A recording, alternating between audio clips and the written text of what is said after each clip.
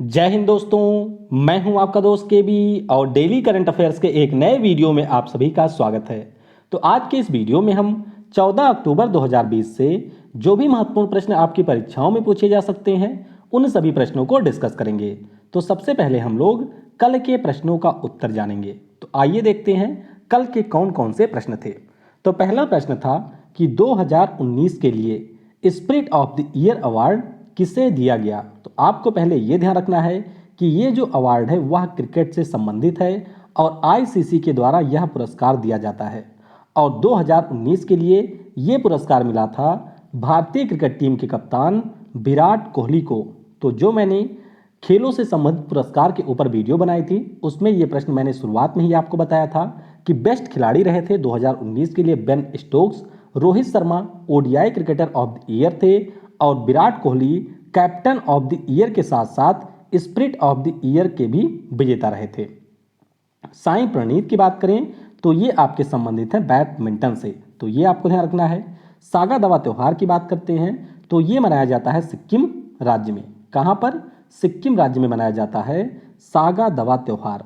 भारतीय सांख्यिकी संस्थान के संस्थापक कौन थे? तो पीसी महालनोबिस, जिनके नाम पर हम लोग राष्ट्रीय सांख्यिकी दिवस मनाते हैं, वही आपके थे भारतीय सांख्यिकी संस्थान के संस्थापक। तो इस प्रश्न का सही उत्तर होगा पीसी महालनोबिस। और भूटान जो कि हमारा पड़ोसी देश है, इसका राष्ट्रीय खेल है तीरंदाजी। क्या है? तीरंदाजी यहाँ का राष्ट्रीय खेल है। तो ये थे कल के प्रश्नों के उत्तर। इस वीडियो की जो पीडीएफ है वह आपको टेलीग्राम पर मिल जाएगी। टेलीग्राम पर आप केवी गुरुजी सर्च करके मुझको फॉलो कर सकते हैं। बाकी अगर आपको वीडियो पसंद आता है तो वीडियो को लाइक करने के साथ साथ अपने सभी दोस्तों के साथ में शेयर जरूर किया करें। और आज थोड़ी सी तबीयत खराब है तो इसीलिए आज शाम को आपको संभवतः कोई वीडियो नहीं मिलेगी। बड़ी मुश्किल के साथ में आज मैं इस वीडियो को रिकॉर्ड कर रहा हूं। तो चलिए देखते हैं आज का पहला प्रश्न क्या है। प्रत्येक वर्ष आपदा न्यूनीकरण के लिए अंतर्राष्ट्रीय दिवस यानी कि international day for disaster reduction मनाया जाता है। तो ये आपका होता है प्रत्येक वर्ष 13 अक्टूबर को, यानी कि इस प्रश्न का ऑप्शन बी करेक्ट होगा। अब आपके मन में ये सवाल आ सकता है कि यह दिवस मनाया क्यों जाता है। तो ध्यान रखिएगा, वैश्विक स्तर पर जो भी हमारी आपदाएं आती हैं या फिर जो भी इस प्रकार के जोखिम होते हैं उनको कम करने के लिए जो प्रयास किए जा रहे हैं उन सभी प्रयासों के प्रति लोगों को जागरूक करने के लिए यह दिवस मनाया जाता है। और 1989 में पहली बार इस दिवस की शुरुआत हुई थी। और ध्यान रखिएगा, इस बार की थीम है डिजास्टर रिस्क गवर्नेंस। तो ये इस बार की थीम है। अब आपदा की बात हुई है तो आपको यहाँ पर ध्यान रखना है सेंडई फ्रेमवर्क के बारे में।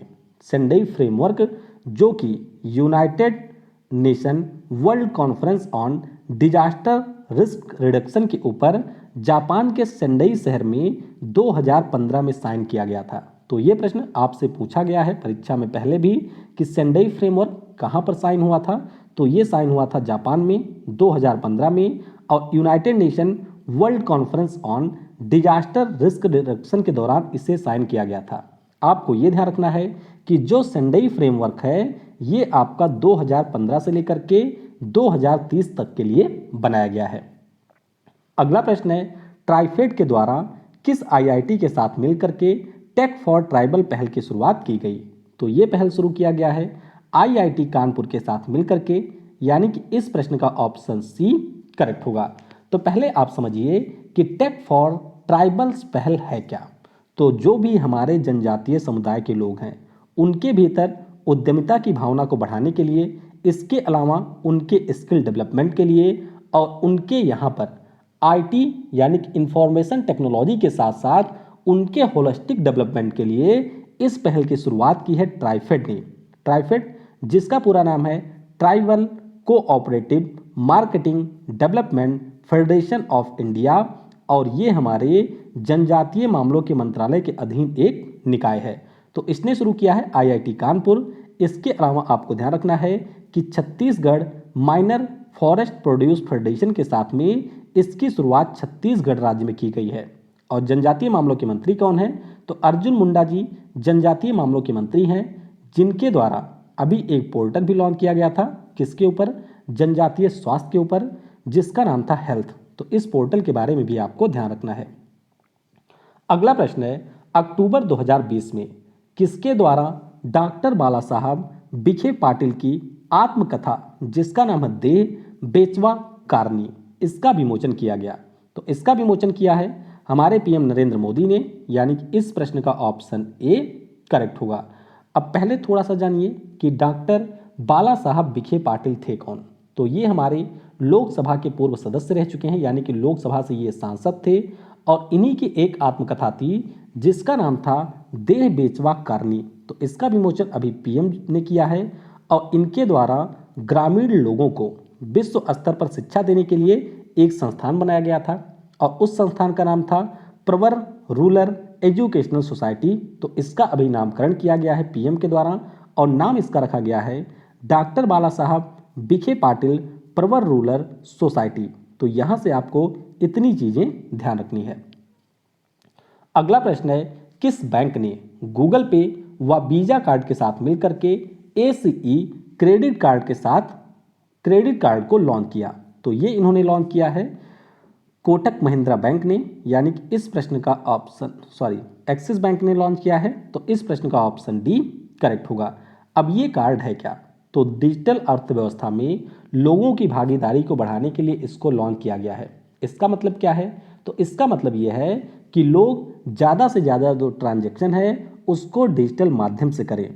तो अगर किसी भी व्यक्ति को एसीई क्रेडिट कार्ड चाहिए तो उसे 499 रुपये की फीस पे करनी पड़ेगी अगर वह इस कार्ड के लिए अप्लाई करता है 2021 में। हालांकि अगर किसी व्यक्ति के द्वारा 2020 में अप्लाई किया जाता है तो फिर उसको ये कार्ड मुफ्त मिलेगा। और अगर किसी व्यक्ति के द्वारा जिस वर्ष उसके द्वारा इस कार्ड को लिया जाता है उस वर्ष 1 लाख से ज़्यादा ट्रांजैक्शन किया जाता है तो फिर इस कार्ड पर कोई फीस नहीं ली जाएगी। तो ध्यान रखिएगा, एक्सिस बैंक ने इसे वीजा कार्ड और गूगल पे के साथ में मिलकर के लॉन्च किया है। एक्सिस बैंक का मुख्यालय आपको मुंबई में मिलेगा और इसके वर्तमान में एमडी और सीईओ हैं अमिताभ चौधरी। अगला प्रश्न है, अक्टूबर 2020 में किस राज्य की सरकार ने mobile water testing lab van को लॉन्च किया? तो ये लॉन्च किया है हरियाणा राज्य की सरकार ने, यानी कि इस प्रश्न का ऑप्शन सी करेक्ट होगा।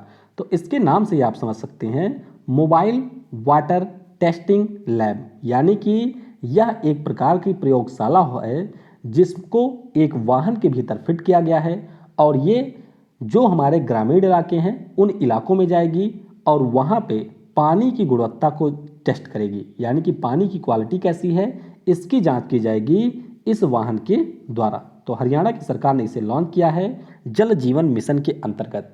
और अभी हम लोगों ने पढ़ा था कि जल जीवन मिशन के अंतर्गत अपने पूरे ग्रामीण इलाकों में पानी को देने वाला पहला राज्य बन गया है गोवा। और जल जीवन मिशन के अंतर्गत भारत सरकार का लक्ष्य है कि 2024 तक हमारे देश के जो भी ग्रामीण इलाके हैं वहां पर हम पाइप के माध्यम से जल उपलब्ध कराएंगे। हरियाणा की बात करते हैं तो आपका मित्र नाम करके एक चैटबॉट लॉन्च किया गया। अरावली में वन क्षेत्र को बढ़ाने के लिए ड्रोन का उपयोग किया जा रहा है। यूआईसी यानी कि यूनिक आइडेंटिटी कार्ड जिसका नाम है परिवार पहचान पत्र, ये भी लॉन्च किया गया और ये प्रश्न अभी परीक्षा में पूछा भी जा चुका है। महिला व किशोरी सम्मान योजना और मुख्यमंत्री दूध उपहार योजना लॉन्च की गई। कार्य प्रबंधन प्रणाली पोर्टल यहाँ पे लॉन्च किया गया। पंचायती राज में 50% जो सीट है वह महिलाओं के लिए आरक्षित की गई और ऑर्बिटल रेल कॉरिडोर परियोजना को भी यहाँ पर मंजूरी दी गई है। हरियाणा की राजधानी आपको चंडीगढ़ में मिलेगी।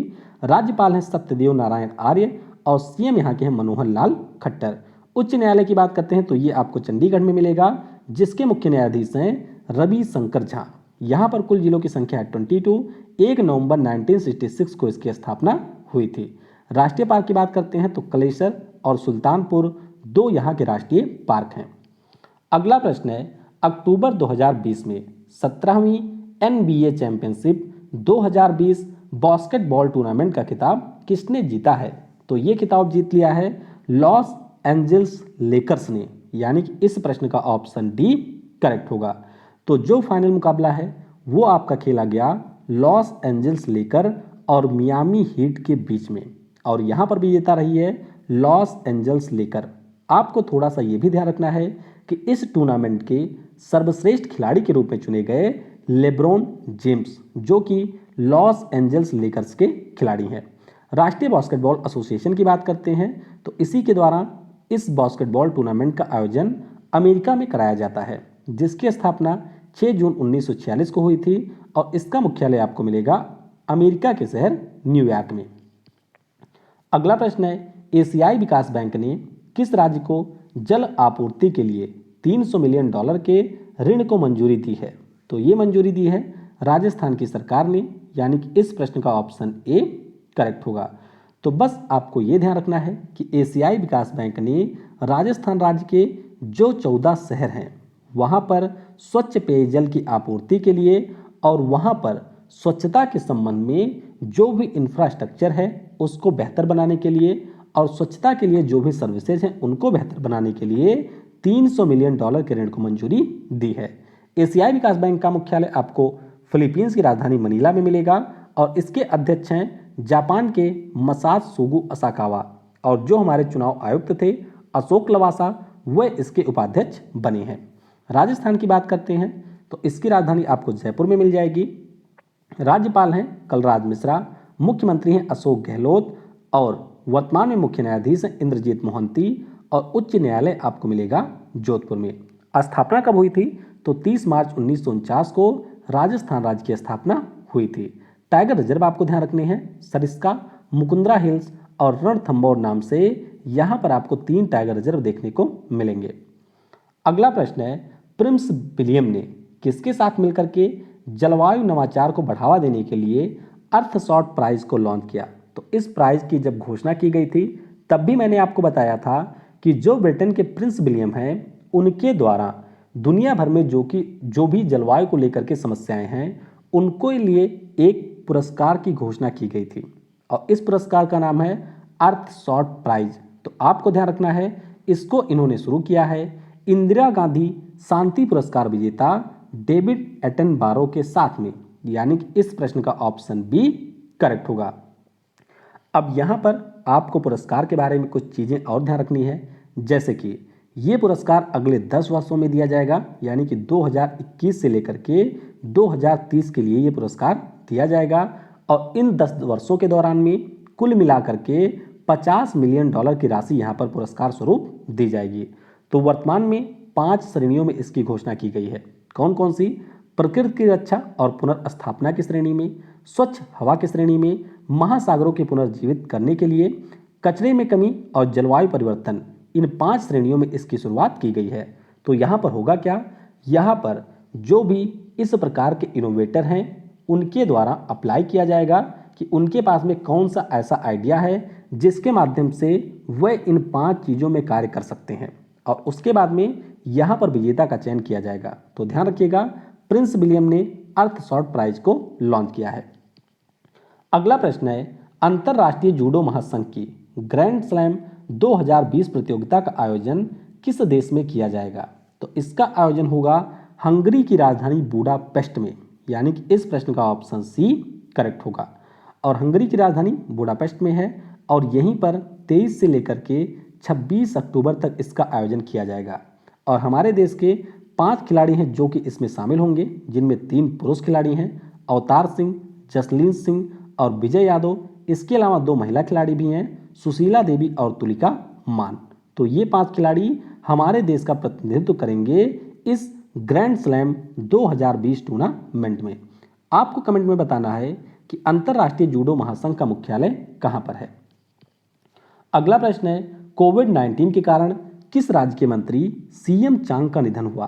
तो ये मंत्री थे नागालैंड के और अभी कोविड-19 के कारण इनका निधन हुआ है।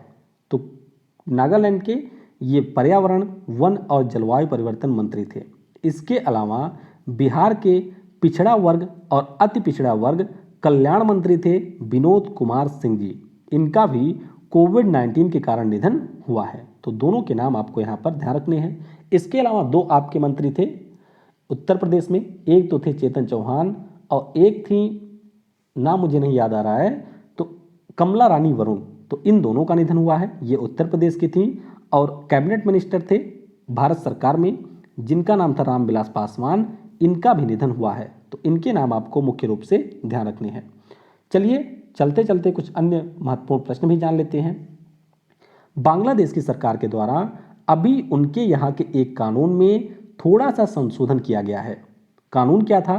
तो कानून था महिलाओं और बच्चों के दमन रोकथाम अधिनियम 2000। तो इसमें संशोधन करके जो भी रेप के आपके वारदात होते थे उनके लिए मृत्यु दंड की सजा का प्रावधान किया गया है। तो ये आपको ध्यान रखना है कि बांग्लादेश की सरकार ने रेप जैसे क्राइम के लिए मृत्यु दंड की सजा का प्रावधान किया है। वन प्लस जो कि चाइना की एक कंपनी है, इसके सह संस्थापक थे कार्ल पेई। तो इन्होंने अपने पद से इस्तीफा दे दिया है। भारतीय मूल के एक परोपकारी हैं जिनका नाम है हरीश कोटेचा। इनको 2020 के लिए सेंड्रा नीज लाइफ टाइम अचीवमेंट पुरस्कार से सम्मानित किया जाएगा। और एग्जिम बैंक यानी कि एक्सपोर्ट और इंपोर्ट बैंक के द्वारा मालदीव का जो ग्रेटर माले कनेक्टिविटी प्रोजेक्ट है, इसके लिए $400 मिलियन के लाइन ऑफ क्रेडिट को जारी किया गया है। तो ये सारी चीज़ें भी आपको ध्यान रखनी है। आज की वीडियो से आपके लिए प्रश्न है, दशावतार मंदिर किस राज्य में स्थित है? मिस यूनिवर्स 2019 कौन रही थी और ये किस देश से थी? हिंदी में 2019 का साहित्य अकादमी पुरस्कार किस लेखक को मिला था? भक्ता पर्वा उत्सव किस राज्य का त्यौहार है? और हैदराबाद शहर के संस्थापक कौन थे? तो इन प्रश्नों का उत्तर आपको नीचे कमेंट में बताना है। वीडियो को समय देने के लिए आप सभी को बहुत बहुत धन्यवाद। Thanks for watching. जय हिंद, जय भारत। और सबसे जरूरी, पढ़ेगा भारत तो बढ़ेगा भारत। और वीडियो को लाइक करने के साथ साथ शेयर जरूर करिएगा।